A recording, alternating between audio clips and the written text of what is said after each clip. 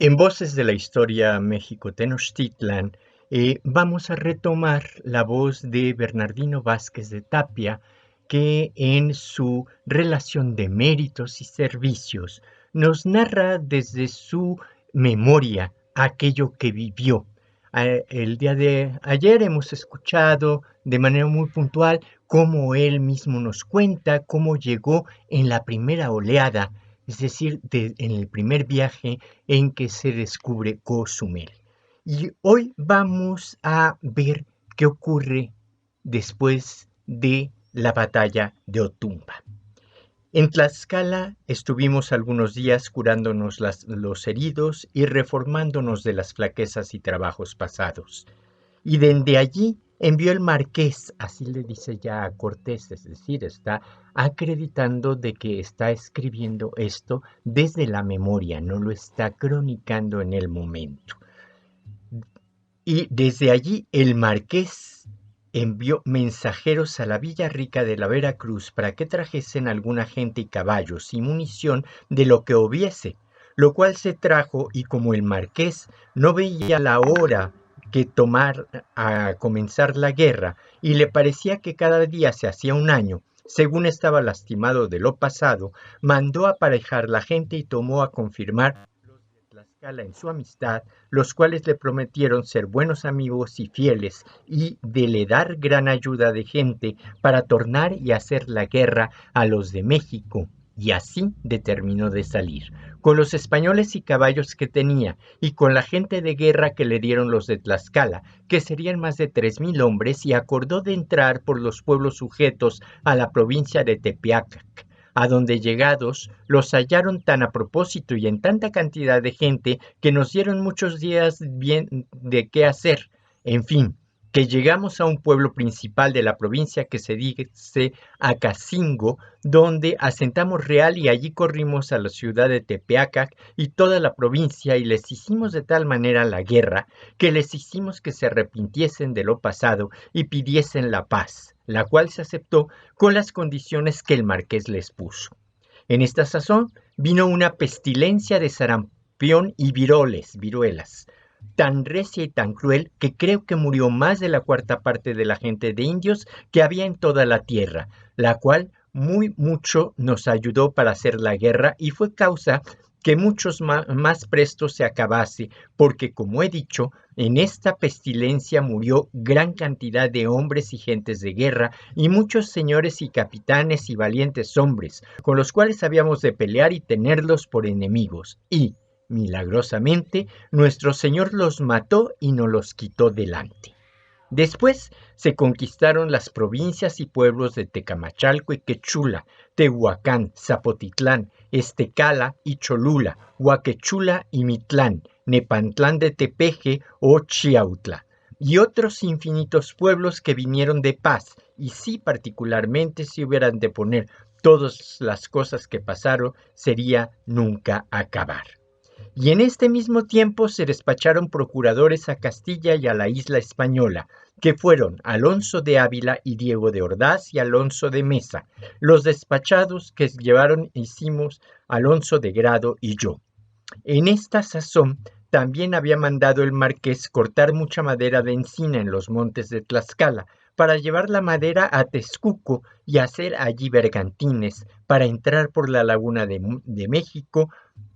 y apaciguadas todas las dichas provincias y pueblos, y estando sujeta gran parte de la tierra, porque de miedo de la guerra muchos vinieron a pedir paz y a ver lo que se les mandaba y se les pedía, gente de guerra le daba por ir contra los rebeldes, y el marqués acordó de ir sobre México o irse a Texcuco para allí hacer los bergantines, y así lo puso por obra, y en todas las dichas guerras yo serví con mi persona y caballo y algunos criados, algunas veces teniendo cargo de gente de a caballo. Y en esta sazón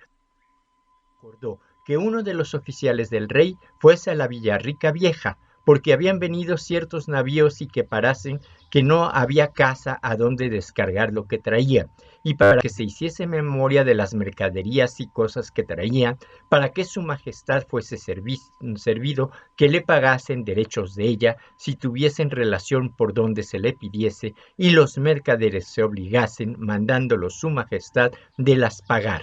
Y también para que ciertos pueblos que estaban alzados en la comarca de la Villarrica, y habiendo muerto Hernán Martínez, su capitán, y más de 20 españoles que iban a buscar de comer por los pueblos, para asegurarlos y ponerlos en paz, porque los pueblos tenían temor de ellos, y para que otra cosa. En fin, que por suerte, y porque allí lo mandó y quiso el marqués, yo hube de ir y me hice dejar un caballo harto bueno, que yo tenía, que no valía poco en aquella ocasión, diciendo que los navíos habían traído caballos y me proveerían de otro. Por cumplir el mandado del capitán, yo fui, aunque contra mi voluntad y no sin peligro, porque cerca del camino había muchos pueblos alzados, y llegado a la Villarrica, hice todas las cosas a que iba, lo mejor que pude, y despaché los navíos, y acabando de despachar me volví, y hallé al marqués y a toda la gente en México, que traían la guerra de la ciudad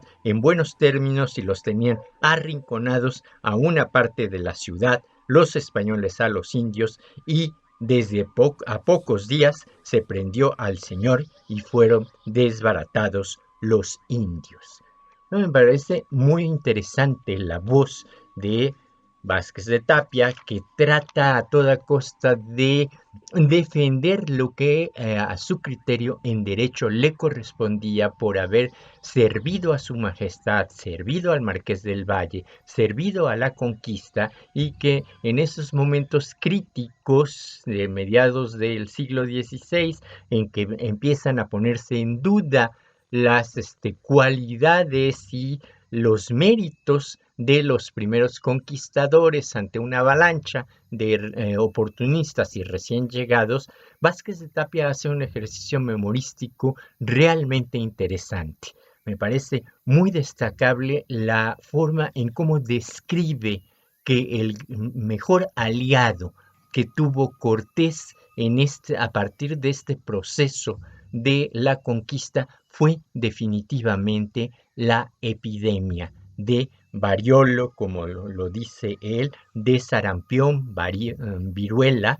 que de una manera u otra él mismo lo reconoce, acabó con más de 3/4 de los indios de estas tierras. A eso hay que agregarle que lo que me parece muy interesante, que le hayan encomendado ir a cobrar el quinto real y tener control sobre la mercadería, las mercancías que estaban llegando a la Villa Rica de la Veracruz. Y entre ellos es notable destacar que Cortés le pide un buen caballo que queda para el ejército cortesiano, en tanto que él debe de haber utilizado algún caballo de menor calidad, bajo el compromiso y promesa de que en llegando a la Villa Rica, los buques que los navíos traían dentro de la carga buenos caballos, de lo cual él iba a recuperar el que había dado a el ejército. Sigamos pues con escuchando estas voces de la historia